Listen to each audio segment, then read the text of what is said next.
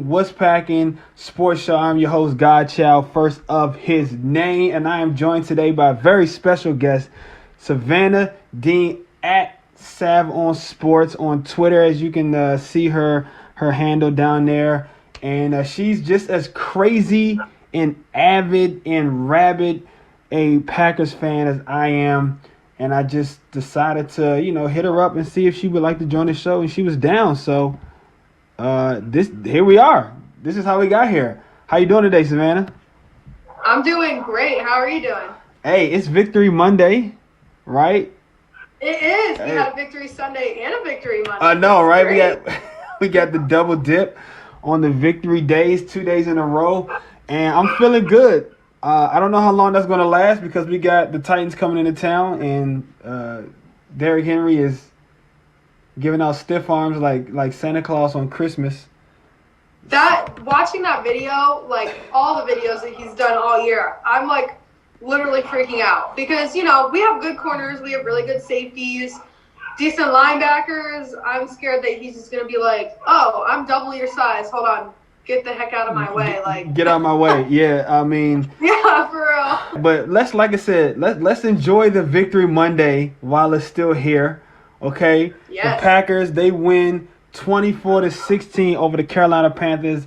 And I usually do something I like to call the 5 W's every victory after every game. But I'm going to let you go first on your 5 W's. Who, what, when, where, and why the Packers won on Sunday against Carolina 16-24. Give me your first W. Who stood out to you in this game on Sunday against Carolina? I would like to say Aaron Jones, obviously, because of everything that he was able to do, 145 yards and a touchdown. But I really want to say, Darnell Savage, really, stepped up. He has a couple pass defenses, he was able to get key stops that, kept us from, because our offense obviously wasn't that great in the second half. So our defense really needed to step up in the second half, and they did. And I think Darnell Savage had a huge part in that. Yeah, man. So I told you we're streaming live, right, on YouTube and Twitch. And we got somebody in the chat here, Getstone Talk Sports on YouTube. He says, liking the guest concept, keep doing more of this stuff. So somebody's liking what we're doing. And honestly, you went with defense, and I'm gonna go defense too. You took Savage. I'm gonna take Adrian Amos as my who stepped up for the game because look, man, I've been kind of hard on this defense all year. I've been very critical of this team, even though some people might say I'm being negative. I just say I'm being critical, and I'm just expect a lot of them. I have the bar set very high for this team. And one of the players, to me, who I think just maybe had his best game of the season just from the eyeball test. I don't know how Pro Football Focus graded him out or if he has had a higher graded game since he's been here. But Adrian Amos, to me, I have never seen him flash like he was flashing all over the field on Sunday.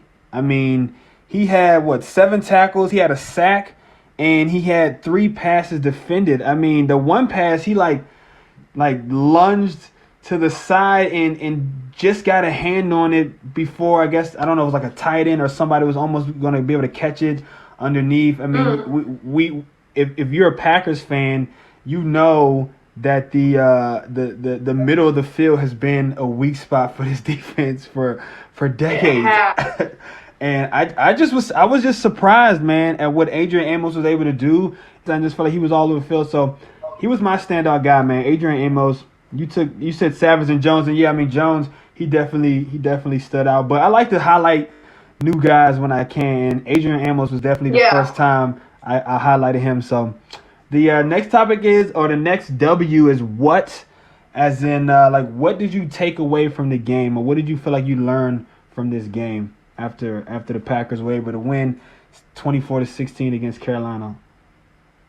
I'm taking away more of the fact that I think our defense is, and I don't know if this has to do with maybe Mike Pettin, realizing that he needs to switch things up and, keep like his foot on the gas and stuff like that. But our defense, I really took away that our defense is able to step up when we need them. All the Packers fans, a lot of like just general fans of the NFL know that our offense is great. Like we have a great offense, but our defense has struggled this season. So from this game, I've really taken away that like if there's really a point in time where we need our defense to step up, then they can do it, and they have that bend but don't break mentality. Yeah, I think you bring up a good point about the defense because that's definitely kind of like one of my takeaways. But since you took that one, I'm gonna take the other one, and I'm gonna say the running game is gonna be like a major part of their success going down the stretch. I totally agree with you though that the offense, this game, they kind of let us down. They let the team down. They let the fans down. They let themselves down in the second half after jumping out to a 21 points in the first three quarters. They only was able to score like a field goal in the last three quarters, reminiscent of the Indianapolis game. And I was very disappointed. But the bright side was the defense, like you said. But, right. What I did realize, though, for me, with the running game, Aaron Jones had 150 yards.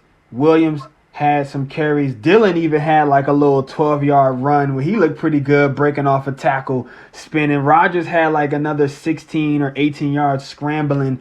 And I looked it up, and I think they had over 200, like 201 or just over 200 yards rushing on the day. And I feel like going down the stretch, being able to run the ball, having a triple-headed monster now, who knows, with Dillon in the game or back from injury or back off the COVID list, I think this team should rely on the running game because even like I feel like one of the reasons why they were able to win, even though they didn't score a lot, is because they ran the ball so much and they controlled the clock. You know what I'm saying? Right. The time of possession was really in their favor. The defense, to me, was able to play well and get stops. And, I mean, they had, like, towards the end of the game, they forced two punts. I mean, I was, like, for sure that the Carolina was going to go down there and be able to, like, get some points. But the defense, even though offense didn't score, the defense forced, like, two punts in, like, under, like, 2 minutes. They had, like, really short drives. I was really encouraged by that, but I feel like that goes hand in hand with the offense controlling the clock and them winning the time possession battle. The defense was fresher, maybe they were a little bit fresher. They just didn't have as much work to throughout the whole game. So I think it goes hand in hand for me, and I think those are both two good takeaways, honestly. When did you think was the turning point? And I feel like we probably will have the same turning point moment here, but when was your turning point moment? Well, if we're going to say, like, the turning point of, like, a bad turning point, obviously the whole second half, like, in general, okay. Coming out of halftime, Yeah. But what I really saw for the turning point in general was when Barnes forced that goal line fumble. I mean, yeah. I feel like we have to have the same turning point because – yeah. And I'll let you expand on it, but that was how crazy was that? And if you were watching my live stream or anybody who was watching my live stream or on my live stream, I've been saying that like all game. We need to turn over. And just like to get it at that moment like on the goal line, like I was even saying like, okay, come on defense. Like they don't have to give up shit, like y'all don't have to give up anything, and then Barnes makes that play. Teddy Bridgewater tries to go up over the goal line to get the sneak, and he knocks it out. And then Kevin King is like he almost had a scoop and score, but I mean, know if he would have dodged that one guy, it literally would have been a score. He would have made it the whole field. Too bad it wasn't Jair. I feel like Jair may have had enough gas in the tank or enough moves. Yeah, Kevin, he's tall, so Kevin's a little because he's so tall and lanky. I feel like he's a little. Almost clumsy sometimes. He seems like he doesn't seem to like. I think that's the turning point. What were you thinking when you saw that? Were you like, were you had you already given up and just kind of conceded to the fact that they were going to give up a touchdown there, or were you holding out for something crazy to happen? Oh, Or yeah. I mean, of course, you always hope for something to happen, but like, just in general, like, we all know that Teddy Bridgewater is a skilled quarterback. Yeah. So I'm thinking, oh, he's going to run it in, like, they're going to get a touchdown, but then hopefully our offense is just going to come out, like, screaming and running, and we can go down and, like, match, like, don't have, like, their points be unanswered. Yeah. So when I saw that happening, I was like, what's happening? I was like, what is going on? And I was just like, in my head, I'm thinking, well, with our luck, it's going to be overturned, and they're going to call it a touchdown because it crossed the line before he knocked it out. And then it wasn't. So it was a crazy play. I was going through a lot of emotions during that point in time of the game. I mean, like, how often does that, and I feel like those are one of those kind of plays in football where you ask yourself, why don't more defenders try and do that? You know? I feel like more defenders should be trying to, like, knock the ball away when quarterbacks are obviously, or even like players like running backs, when they do this, it's like they try to, like, tackle them instead of just, like, use your eyes and try to just bat the ball down or, like, knock the ball away. And Chris Barnes, Right. a rookie, he had the wherewithal to do it, and it really, to me, honestly, changed the game. So, okay, so on a scale of 1 to 10, where would you place this performance, this game that the Packers just played, on a scale of 1 to 10? Well, because it was a win, you have to go like, oh, well, it's above a 5 at least. Okay, you know? all right, that's fair enough.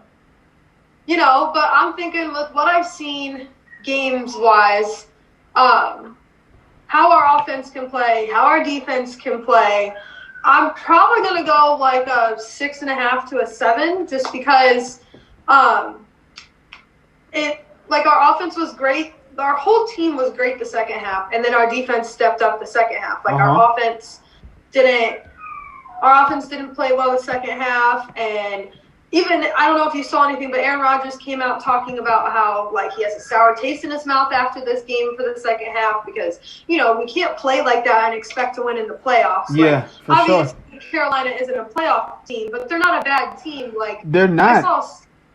I saw a stat that the Saints and the Chiefs beat the Panthers by less than what we beat them by combined. And so I also saw a stat that said, and I'll let you finish, but just real quick, because I also saw a stat that said the Panthers, they had like of their 9 losses, I think all of them were like a score or less or something like that. Or so, like, they've been missing Christian McCaffrey. Of course, he's one of the best players in the NFL. They have a rookie head coach, and they have a lot of young pieces, but, you know, it's one of those times where it's like they say, you know, your record is who you are. Well, not always, and that team wasn't definitely like they don't play like they're 4-9. So right, exactly. I know, it's like, that's the thing. If the games are so close, they're just unable to finish that close game. So that just means they're just missing those couple 2 or 3 like key pieces. Like, you get Christian McCaffrey back, okay. And then you just get a couple more pieces to figure it out, and then that 4-9 record would probably go to a 9-4 record if you can close a lot of those close games. Yeah. You know, so they're not a bad team, so that's why I still feel like this was a good win. Obviously, our offense sucked the second half, but I still feel like this is a decent enough win to give it a 7. Okay, 7. So yeah, I'm glad that you said that, because you've been like kind of teased the 6.5. And because, I mean, honestly, that's kind of I'm probably gonna go like 6.7. You know, like, I'm gonna give it just a little bit more than a half, but not quite a 7, because I was really honestly disappointed in how they came out in the second half, and I'm really worried about that. We're gonna kind of preview the Titans matchup and maybe even look at the playoff picture later on in the show. But it's like you can't expect to be able to win too many more games like this.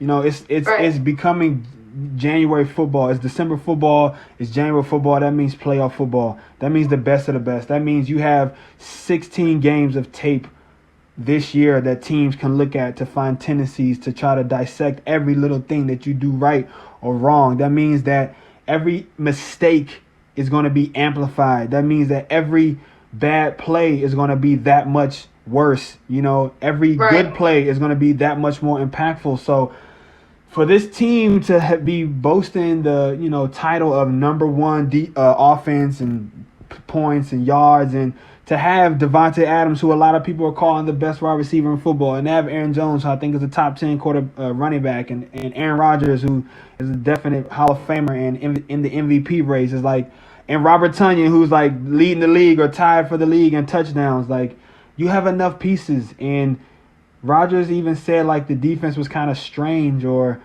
they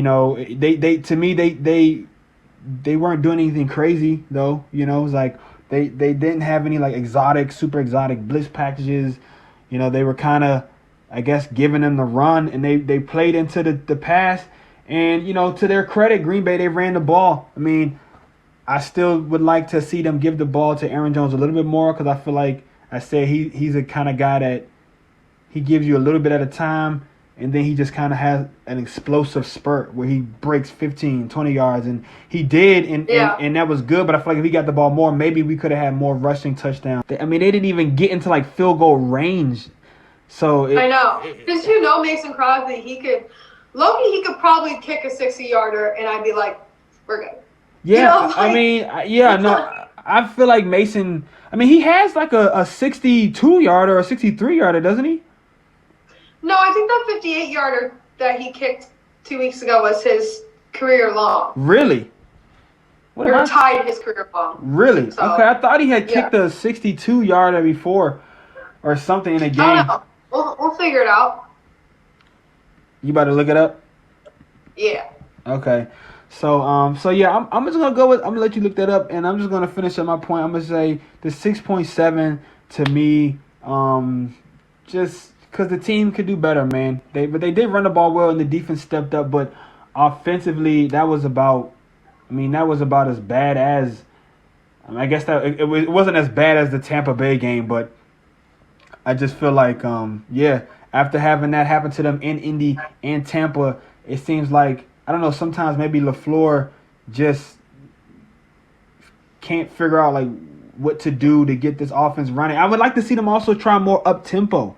I thought that was something they were going to introduce to the offense more frequently this year, and I still feel like they haven't really done a lot of it. Did you find the Mason stat?